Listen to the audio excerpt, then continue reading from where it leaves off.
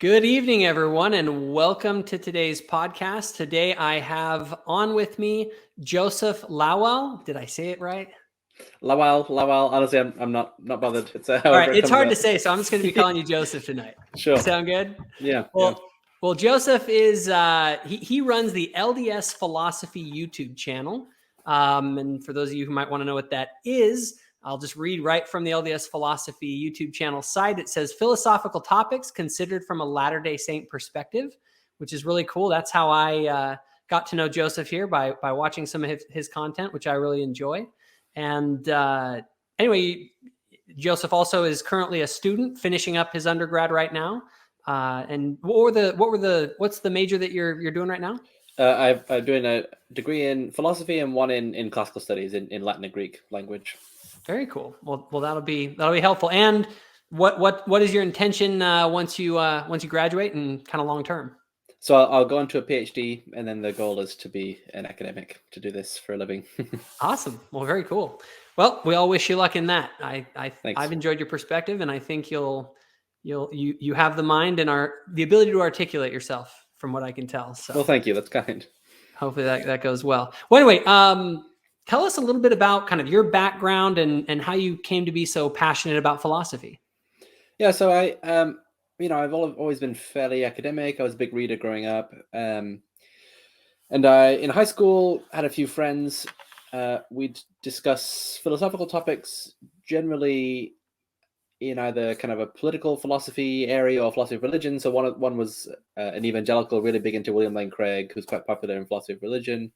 And so, yeah, we kind of would get into arguments with the existence of God. And that kind of started me on philosophy. So I started doing some philosophy of language and aesthetics as well. And I was really interested in that. So then I went to Eastern Kentucky University in literature and economics, kind of with the mind to do something in economics. And I realized that everything I was learning in my English literature courses and economics courses, I was kind of interested in more fundamental questions. Mm-hmm. And so as time progressed, I realized it really was just philosophy that I was looking for. And so that's what I got into. I got really into philosophy of language in particular, and that's kind of branched out into metaphysics and epistemology and a philosophy of religion. And we can talk about what those words mean if as we go along. Well, no, that's and for some of our people, they'll know what those means. For some of the people watching, they won't.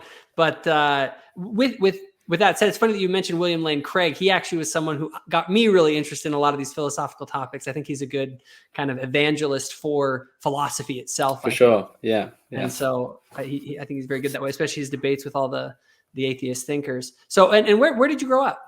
So I was born in England, and then my family moved all over just with my dad's work. So we were in England, and then New Zealand, then Germany, and then South Carolina, and then Kentucky, which is where I met my wife. And then I came to Indiana for school. Very cool. Very cool. Wow, you've been all over the place, and that's very cool. So where in England did you grow up? So I was only there for 2 years actually after I was born. So I was born in Manchester, but then we moved very quickly. So all my extended family is in England, but I haven't spent a lot of time there. We visited, kind of a lot when I was growing up. But well, your family must have retained the accent pretty strong, because you definitely have retained it, and frankly, that's a good thing, because it's funny. English accent always adds on like 10 IQ points. A Southern accent deducts at least 10 to 20. I mean, it's just the way it goes. Accents definitely play into it. That's funny. So, all right. So with all that in mind, is there a particular sort of thinker or person who most impacted you in your worldview?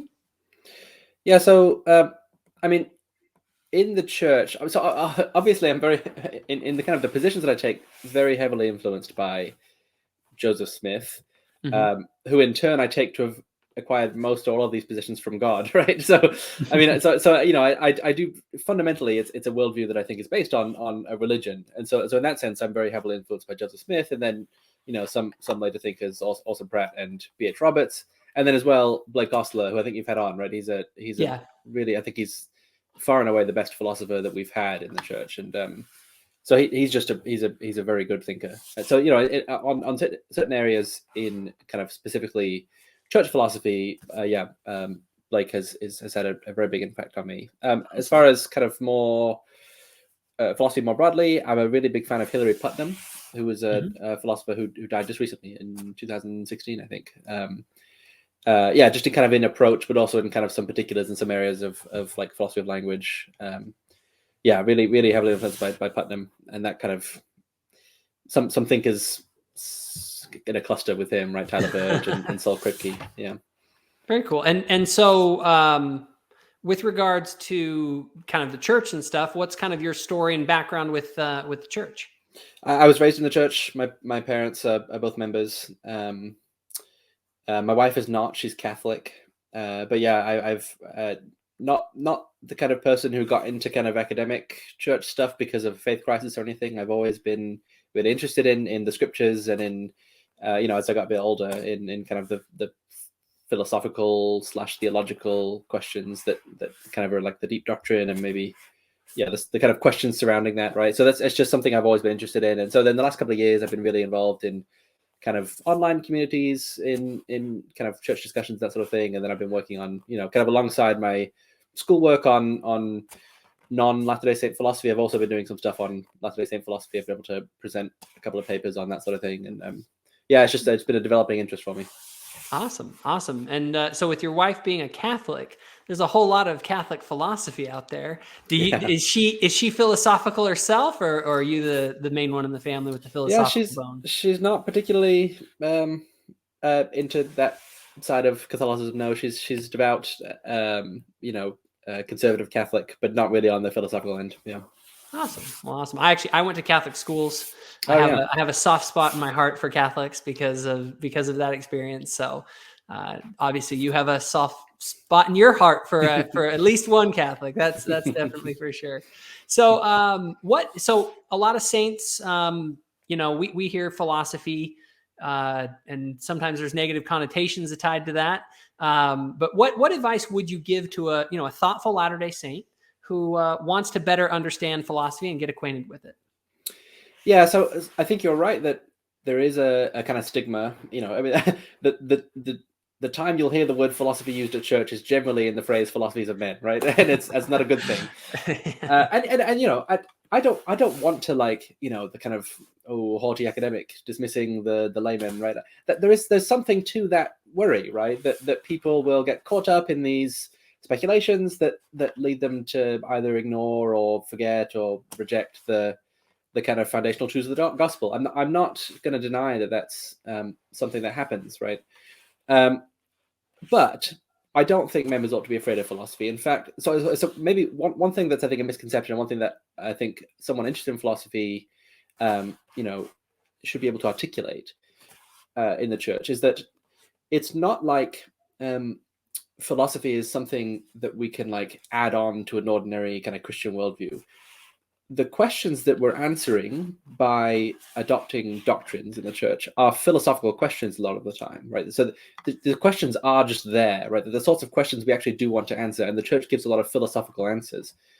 And so what's potentially problematic is relying too much on the kind of divorced from real life or divorced from religious truth philosophy, and not just answering philosophical questions simpliciter, right? The questions are all there, and it's just a matter of which answers you're giving, right? And then how self-consciously you're giving them. So yeah, as far as what would I say to someone who's interested in that in the church? Well, read lots and talk to people about it, right? I mean, there is a surprisingly rich philosophical tradition just in the church. I mean, obviously, there's really fascinating philosophy, that's been going on in the West since ancient Greece, right? That's wonderful to read and important to read if you're going to get into philosophy. But we have some remarkable thinkers in our tradition. I've been recently doing a really deep study of Orson Pratt, and he's just a remarkable thinker, just underrated in the church and out. I mean, he was one of the earliest advocates of agent causation. He was an early kind of proto-panpsychist. Like Osler points out, he's kind of a process philosopher in some ways. Just genuinely a remarkable thinker. It's all there. So all those early Mormon converts weren't all just a bunch of dupes and rubes who just believed in silly things. They actually were thoughtful people. Yeah, absolutely. Yeah, one of the things that's really cool about Orson Pratt, I mean, so he was big into astronomy and cosmology. Not, he was, what he thought on those areas were a little bit outdated for his time, which is understandable. He had no training, no formal training. But he anticipated Einstein in saying that gravity travels at the speed of light and not instantaneously. Newton's idea was that gravity traveled instantaneously, and Pratt said, no, at the speed of light. And that's one of Einstein's contributions to contemporary cosmology. So I don't know, we've got some cool stuff that's really worth reading. And so, yeah, read it. I want more people to read it. I really do, because it's some really, really good stuff. Well, and like I was saying to you, but before we got started, philosophy, I felt like really helped me when I always say I didn't go through a faith crisis. I had to go through kind of a faith remodeling, and I kind of went back to the fundamental questions. And I actually found that a lot of philosophy, as I went wide, right? You can go just to the atheist philosophers, but you can also read a lot of brilliant believers who are philosophers as well. And I find that when you see someone with that sort of intellect make those kind of arguments, there's that famous quote that, argument won't create belief, but it creates an environment in which belief can flourish. And that's, I think, what philosophy did for me personally. And so I think I think it's worth going after. So anyway, any other things people should know, things you hope people know about you? No, I'm a pretty ordinary person. Well, I think as we get going more into this conversation, people will see that you're not ordinary in your level of knowledge when it comes to some of these philosophical concepts. And that's why I wanted to have you on the show. So where can our listeners find you online if they want to connect with you?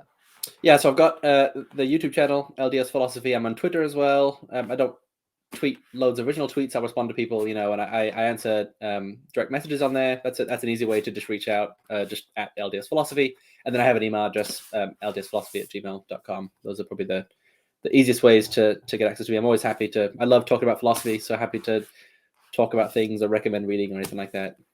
Awesome.